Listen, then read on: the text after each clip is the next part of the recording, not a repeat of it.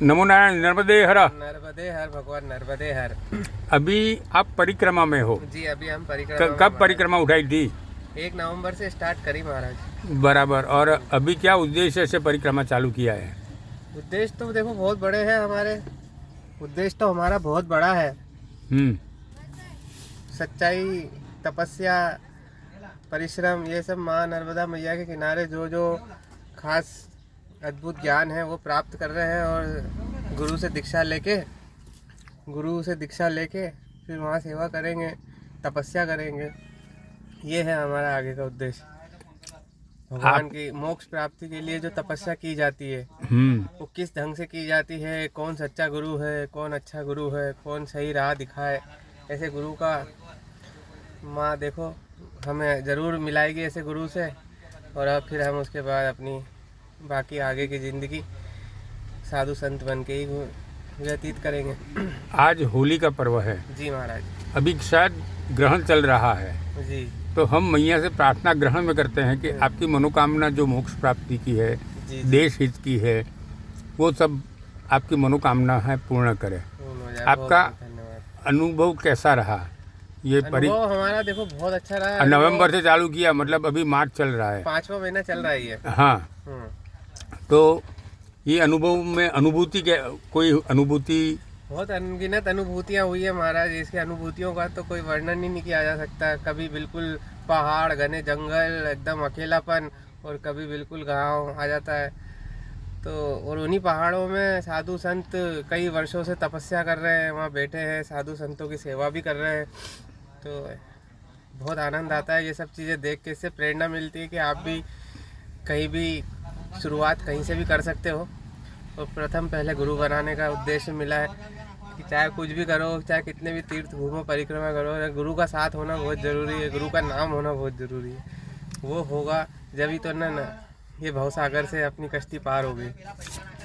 अभी आप धूप में? जी जी। मतलब बदन में एक धोती सिल्क पहनी हुई जी है, जी। तो ये तकलीफ दे नहीं लगती? नहीं, बिल्कुल भी नहीं लगती महाराज। हाँ हाँ, बिल्कुल तकलीफ देनी, क्योंकि ऐसी सूर्य के साथ ही तो हमारी मित्रता बनी हुई है।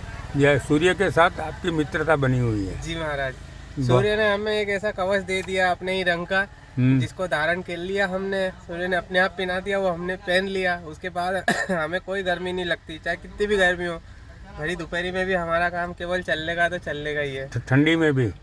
ठंडी में ही तो शुरू करी थी परिक्रमा। नवंबर था, घनघोर ठंड थी। उसमें भी सुबह 4 बजे उठ के स्नान करना, पूजन करना, फिर यात्रा आरंभ करनी। तो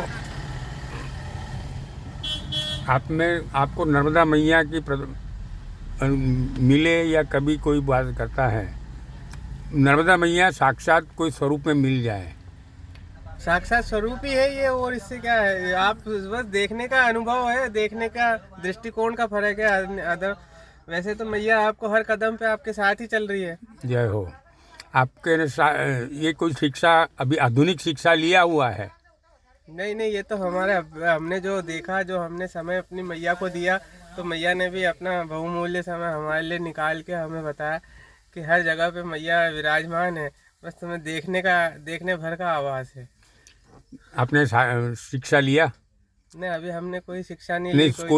स्कूल में गए या? हाँ, पढ़े लिखे तो हम हैं ना। हाँ, बस वही ये मेरे को, ये युवान को ये बताना चाहता हूँ। आप कितना पढ़े लिखे हुए हैं? हम 10वीं तक पढ़े हुए हैं। अच्छा। 10 तक पढ़े हुए हैं। उसके बाद फिर हम बचपन से काम में मन था तो काम करना शुरू कर दिए। हाँ।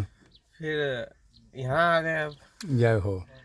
कर्म सीमा हमने देखी कि हाँ, अब कर्म बंधन से मुक्त हो जाना चाहिए, क्योंकि फिर आगे का जो जीवन है वो भगवान के लिए पर्याप्त रहना भी चाहिए। नहीं तो फिर बुजुर्ग हो जाए, बुढ़ापे में क्या मिलेगा?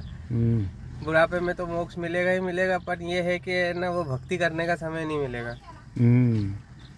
बस हम आपकी मंगलमय यात्रा, जी, नर्मदा मैया की परिक्रमा की यात्रा एवं जीवन यात्रा के आपकी कल्याणमय मंगलमय हो, ऐसी प्रार्थना करते हैं। बहुत बहुत धन्यवाद भगवान। नर्मदे हर, नर्मदे हर, नर्मदे जय हो।